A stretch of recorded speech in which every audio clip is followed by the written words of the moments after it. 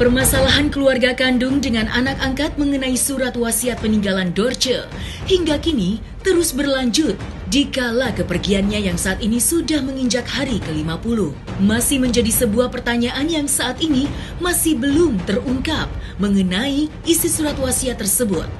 Kini, keluarga kandung Dorce pun akhirnya angkat bicara mengenai wasiat yang sampai saat ini belum juga dibacakan. Merasa seperti ditarik ulur oleh para anak angkat dari Dorce, kini Elita dan Mini selaku keluarga kandung Dorce pun turut mengungkapkan keluhannya terkait pembacaan surat wasiat yang belum dibacakan, mengingat kini kepergian Dorce sudah beranjak lebih dari sebulan. Lantas, seperti apakah ungkapan yang diungkapkan oleh pihak keluarga kandung Dorce mengenai isi surat wasiat yang belum juga terungkap? Ya, kalau hari ini itu tepat di hari ke-50 ya, kepergian mama. Untuk wasiat, sampai hari ini udah hari ke-50 belum juga ada kabar dari pihak pengacara maupun anak angkat, yaitu Mbak Amel, yang katanya kita masih menunggu panggilan dari notaris. Ini udah hari ke-50 tapi belum juga ada kabar apapun dari mereka gitu. Sepertinya sih emang tidak ada itikat baik ya gitu, karena selalu mengulur dan mengulur waktu gitu. Untuk anak-anak kita udah nggak bisa bertanya karena udah diblok ya kan. Kalau untuk Mbak Amelnya kemungkinan dari pihak pengacara kita aja lah gitu, sesama pengacara aja yang ngurusin nanya kayak gitu, karena kita juga udah apa ya, udah lelah gitu selalu digantung dan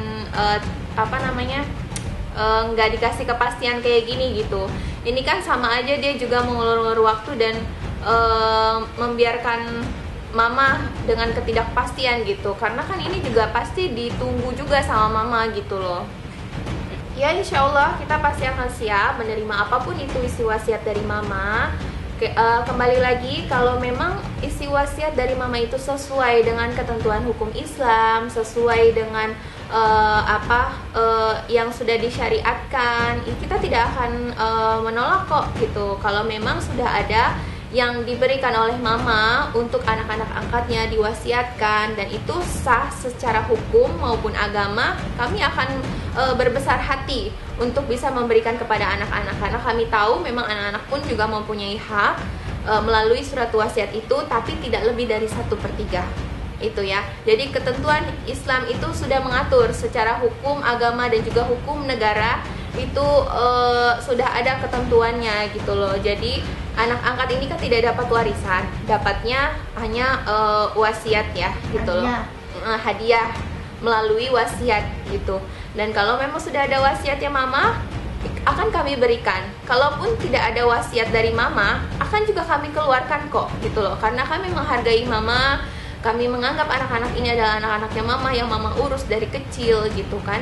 Kami akan tetap berikan, tapi itu tidak lebih dari 1/3. Setahu kami sih kalau benda-benda yang tidak bergerak ya berupa rumah ya kan. Rumah mama cuma ada 3.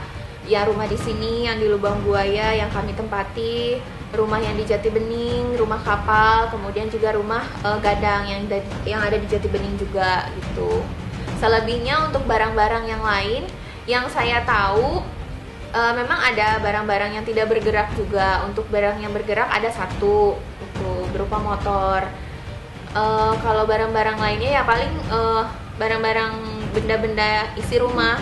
Nah itu dia, jadi waktu kita ke sana 2 minggu setelah kepergian mama kan Bunda Ita sempat main ke rumah sana gitu, mau ngambil Al-Quran besar ya kan, karena memang waktu mama hidup, mama udah bilang juga itu Al-Quran buat Bunda Ita juga gitu loh. Jadi ke sana dan melihat barang di sana itu ada yang sudah tidak ada gitu.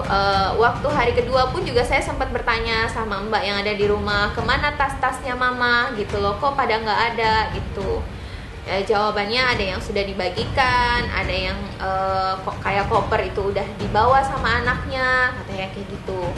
Jadi kalau kita sih sebenarnya kita nggak melarang ya untuk membawa barang itu, silahkan saja kalau anak-anak mau bawa barang-barang mama. Cuman alangkah baiknya kalian memberitahu kami gitu, terutama ibu saya. Kalau memang tidak mau memberitahu saya tidak apa-apa, paling tidak ibu saya gitu kasih tahu, ini ya bunda, kita mau ini, kita bawa ya ke rumah kita, misalnya ke Surabaya atau ke Jogja gitu, jadi kita tahu gitu, jadi kita tidak curiga gitu. Tapi kan selama ini kalian mengambil barang tanpa sepengetahuan kami gitu, seolah-olah kalian ini yang merasa memang kalian tuh berhak segalanya, padahal sebenarnya itu salah gitu loh. Yang berhak itu bukan kalian, yang punya hak itu adalah Bunda Ita selaku kakaknya Mama. Bapak Alizar yang ada di Padang itu kakaknya Mama. Jadi apapun barang-barang yang kalian ambil, kalau tidak seizin dari Bunda Ita dan juga Bapak Alizar, itu sebenarnya tidak boleh gitu.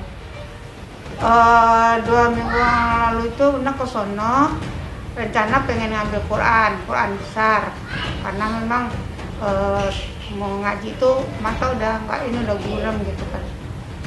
Nah datang ke sono minta sama Pak De tuh dibukain pintu, terus ambil Quran, lihat ada Quran tuh ada, terus udah ambil, kayak gitu pengen ngambil koper karena pengen pulang ke Padang, ada buat tempat baju gitu kan. Pas ngeliat ke atas, koper-koper itu udah pada nggak ada, yang bagus-bagus gitu. Tanya deh sama pembantunya yang namanya Pak De gitu kan. Pak De ini kemana? Koper kok pada nggak ada, dibawa anaknya katanya gitu. Dibawa si Rizky katanya gitu. Kenapa dibawa, kok nggak izin katanya gitu. Kok nggak bilang-bilang, kan anaknya katanya gitu. Ya biar anaknya harus ngomong dulu lah gitu.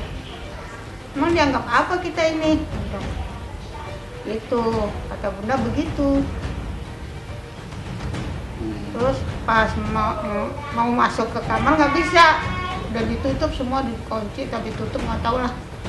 Nah terus lihat di waktu itu ada di mana, di rumah Gadang mana ya, ada bangku itu baru beli kayaknya Dorce tuh, bangku tamu. Lihat udah nggak ada gitu.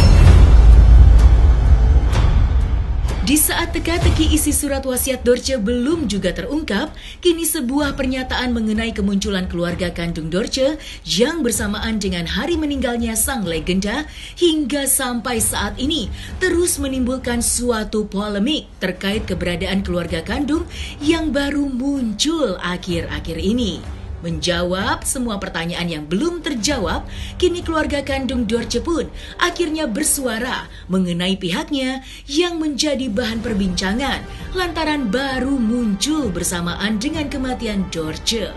Lalu, seperti apakah penjelasan pihak keluarga kandung Dorce menjawab hal yang hingga sampai saat ini terus diperbincangkan itu? Itu salah ya, bisa kita katakan 100% itu adalah salah dan fitnah. Karena apa? Selama ini kami mengurus Mama. Jauh sebelum Mama masuk media, pemberitaan Mama waktu sakit di media itu, Mama ini kan selama ini sakit sudah lama sekali ya. Udah 3 tahun terakhir Mama sakit itu sejak 2018 kalau nggak salah, itu pada saat Khadijah menikah. Itu waktu dipestakan Mama. Nah dari situ Mama udah mulai sakit. Memang keluar masuk rumah sakitnya itu setahun terakhir, yaitu di tahun 2021 itu. Gitu. 2021 itu Mama sejak awal tahun sudah keluar masuk rumah sakit, dan itu selalu yang mengantarkan Mama adalah saya. Karena selama itu anak-anak tidak ada selalu sama Mama gitu loh. Yang si Rizky di Surabaya, Fatimah di Jogja, Khadijah kan tinggal sama mertuanya dan juga sedang mengurus anak bayi. Abu Bakar memang ada pada saat itu. Abu Bakar baru pulang dari Ternate, pulang sekolah gitu kan, selesai sekolah SMP. Nah karena si Abu juga masih sekolah SMA, harus melanjutkan, dia tidak bisa juga 24 jam selalu menemani Mama. Jadi yang selalu mengantarkan Mama keluar masuk rumah sakit adalah saya gitu loh. Jadi kalau orang bilang kami tidak mengurus, itu salah besar. Kami punya bukti kok kalau kami ini mengurus Mama gitu loh. Bahwasanya kami ini mengurus Mama ya. Nih, ini adalah foto saya waktu mengurus Mama di rumah sakit. Ini sebelum Mama koma. Ini di rumah sakit mana? Ini dan di rumah saat sakit kapan? Primaya. Oke. Sempat dirawat, itu dalam setahun bisa 3-4 kali masuk rumah sakit. Dan rumah sakitnya bukan cuma satu, tapi ada 2, yaitu di Mitra Keluarga Jati Asih. Itu juga ada. Ini adalah foto kami waktu di rumah sakit ya. Jadi kalau orang bilang saya atau keluarga tidak mengurus, itu adalah fitnah dan bohong. Oke. Nyatanya kami memang mengurus gitu loh. Dan ini foto kakaknya setelah yang mama koma pertama di Primaya. Oke. Ya, jadi kalau orang di luar sana bilang kami ini tidak ada pada saat mama sakit, itu sama sekali tidak benar, salah. Jadi orang-orang di luar sana, janganlah kalian menilai sesuatu itu yang tidak sesuai dengan faktanya.